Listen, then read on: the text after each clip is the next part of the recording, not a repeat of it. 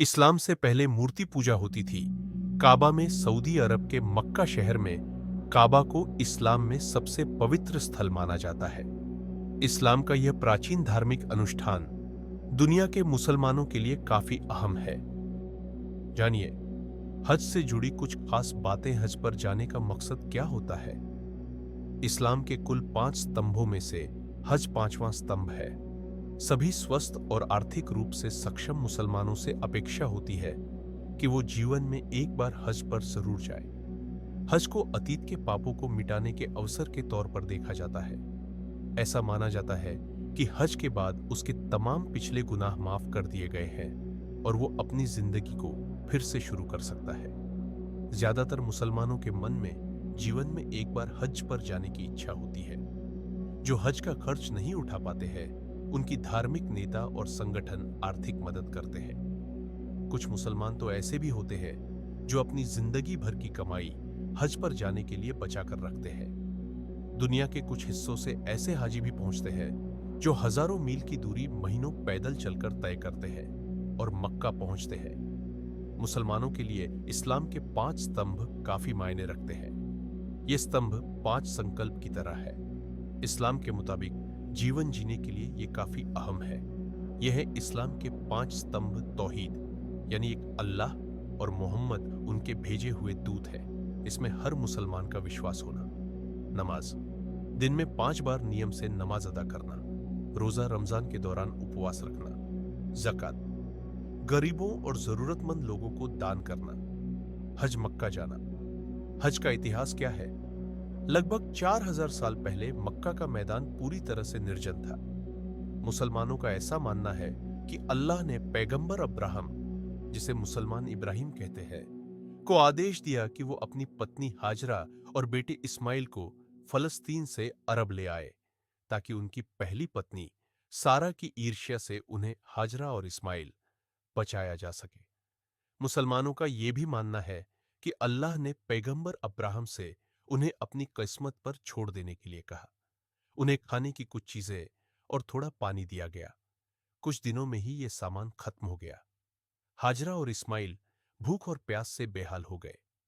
मुसलमानों का मानना है कि मायूस हाजरा मक्का में स्थित सफा और मरवा की पहाड़ियों से मदद की चाहत में नीचे उतरी।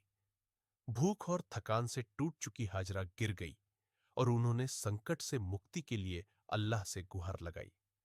मुसलमानों का विश्वास है कि इस्माइल ने जमीन पर पैर पटका तो धरती के भीतर से पानी का एक सोता फूट पड़ा और दोनों की जान बच गई।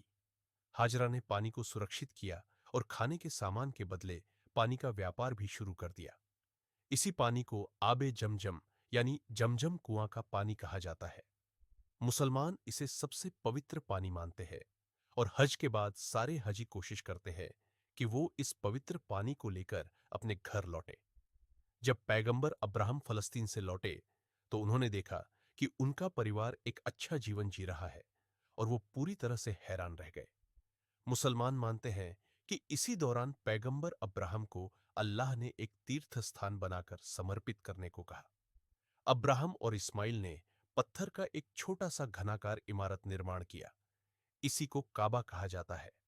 अल्लाह के प्रति अपने भरोसे को मजबूत करने को हर साल यहां मुसलमान आते हैं।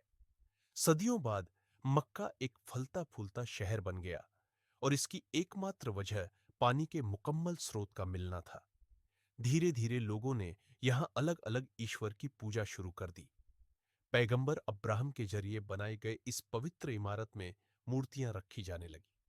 मुसलमानों का ऐसा मानना है कि इस्लाम के आखिरी पैगंबर हजरत मोहम्मद 570 से 67 को अल्लाह ने कहा कि वो काबा को पहले जैसी स्थिति में लाएं और वहां केवल अल्लाह की इबादत होने दें। साल 628 में पैगंबर मोहम्मद ने अपने 1400 अनुयायियों के साथ एक यात्रा शुरू की। ये इस्लाम की पहली तीर्थ यात्रा बनी और इसी यात्रा में पैगंबर अब्राहम की धार्मिक परंपरा को फिर से स्थापित किया गया। इसी को हज कहा जाता है। हाजी वहां जाकर करते क्या है? हज यात्री पहले सऊदी अरब के जिद्दा शहर पहुंचते हैं। वहां से वो बस के जरिए मक्का शहर जाते हैं।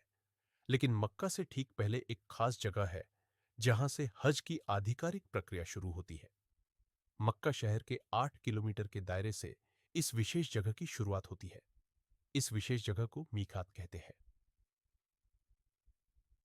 हज पर जाने वाले सभी यात्री यहां से एक खास तरह का कपड़ा पहनते हैं जिसे अहराम कहा जाता है। हालांकि कुछ लोग बहुत पहले से ही अहराम पहन लेते हैं। यहां तक कि कुछ लोग अहराम पहनकर ही हवाई जहाज में बैठते हैं। अहराम सिला हुआ नहीं होता है। महिलाओं को अहराम पहनने की जरूरत नहीं होती। वो अपनी पसंद का कोई भी कपड़ा पहन सकती है। इसके अलावा हाजियों को और भी बहुत सी बातों का ध्यान रखना पड़ता है। हज यात्री इस दौरान पति पत्नी शारीरिक संबंध नहीं बना सकते, अपने बाल और नाखून नहीं काट सकते, परफ्यूम या किसी भी खुशबूदार चीज लगाने से बचें, किसी से लड़ाई झगड़े से परहेज करें, यहां तक कि किसी भी जीव की हत्या से बचें। मक्का पहुंचकर मुसलमान सबसे पहले उमरा करते हैं। उमरा एक छोटी धार्मिक प्रक्रिया है।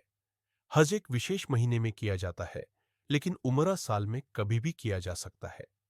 लेकिन जो लोग भी हज पर जाते हैं वो आमतौर पर उमरा भी करते हैं। हालांकि ये अनिवार्य नहीं है। उमरा के दौरान हज में किए जाने वाले कई धार्मिक कर्मकांड किए जाते हैं। आधिकारिक तौर पर हज की शुरुआत इस्लामिक महीने जिलहिज की 8 तारीख से होती है।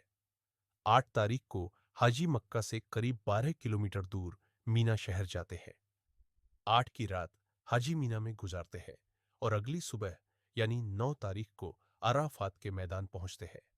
हज यात्री अराफात के मैदान में खड़े होकर अल्लाह को याद करते हैं और उनसे अपने गुनाहों की माफी मांगते हैं। शाम को हाजी मुजदलफा शहर जाते हैं और 9 तारीख की रात में वहीं रहते हैं।